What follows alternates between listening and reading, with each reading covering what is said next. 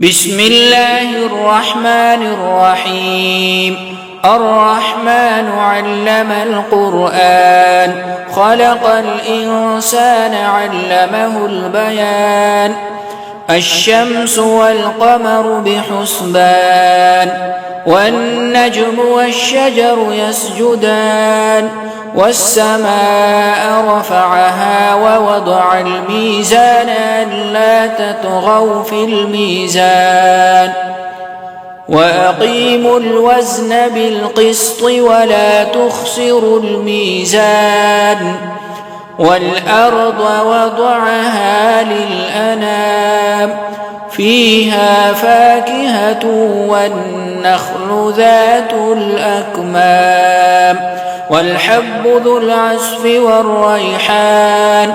فبأي آلاء ربكما تكذبان؟ خلق الإنسان من صلصال كالفخار، وخلق الجان من مارج من نار. فبأي آلاء ربكما تكذبان؟ رب المشرقين ورب المغربين. فبأي آلاء ربكما تكذبان؟ مرج البحرين يلتقيان بينهما برزخ لا يبغيان. فبأي آلاء ربكما تكذبان؟ يخرج منهما اللؤلؤ والمرجان. فبأي آلاء ربكما تكذبان؟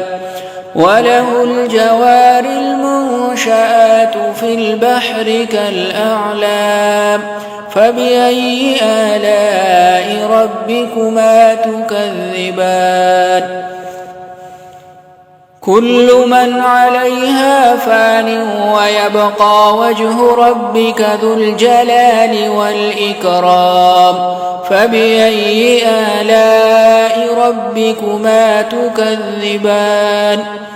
يسأله من في السماوات والأرض كل يوم هو في شأن. فبأي آلاء ربكما تكذبان؟ سنفرغ لكم أيها الثقلان. فبأي آلاء ربكما تكذبان؟ يا معشر الجن والإنس إن استطعتم أن تنفذوا من أقطار السماوات والأرض فانفذوا لا تنفذون إلا بسلطان. فبأي آلاء ربكما تكذبان؟ يرسل عليكما شواظ من نار ونحاس فلا تنتصران. فبأي آلاء ربكما تكذبان؟ فإذا انشقت السماء فكانت وردة كالدهان. فبأي آلاء ربكما تكذبان؟ فيومئذ لا يسأل عن ذنبه إنس ولا جان. فبأي آلاء ربكما تكذبان؟ يعرف المجرمون بسيماهم فيؤخذ بالنواصي والأقدام. فبأي آلاء ربكما تكذبان؟ هذه جهنم التي يكذب بها المجرمون، يطوفون بينها وبين حميم آن. فبأي آلاء ربكما تكذبان؟ ولمن خاف مقام ربه جنتان فبأي آلاء ربكما تكذبان ذواتا أفنان فبأي آلاء ربكما تكذبان فيهما عينان تجريان فبأي آلاء ربكما تكذبان فيهما من كل فاكهة زوجان فبأي آلاء ربكما تكذبان متكئين على فرش بطائنها من استبرق وجنى الجنتين دان فبأي آلاء ربكما تكذبان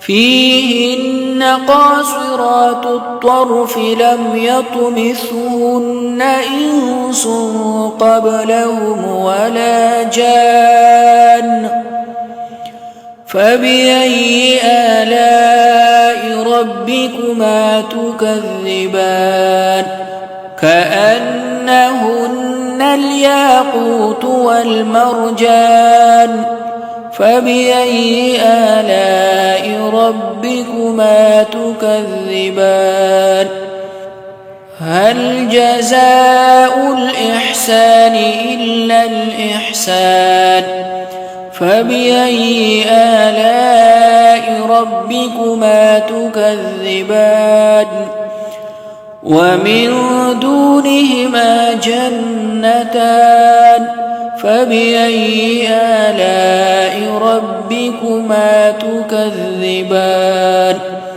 مدهامتان فبأي آلاء ربكما تكذبان فيهما عينان نضاختان فبأي آلاء ربكما تكذبان فيهما فاكهة ونخل ورمان فبأي آلاء ربكما تكذبان فيهن خيرات حسان فبأي آلاء ربكما تكذبان حور مقصورات في الخيام فبأي آلاء ربكما تكذبان لم يطمثهن إنس قبلهم ولا جان فبأي آلاء ربكما تكذبان متكئين على رفرف خضر وعبقري حسان فبأي آلاء ربكما تكذبان تبارك اسم ربك ذي الجلال والإكرام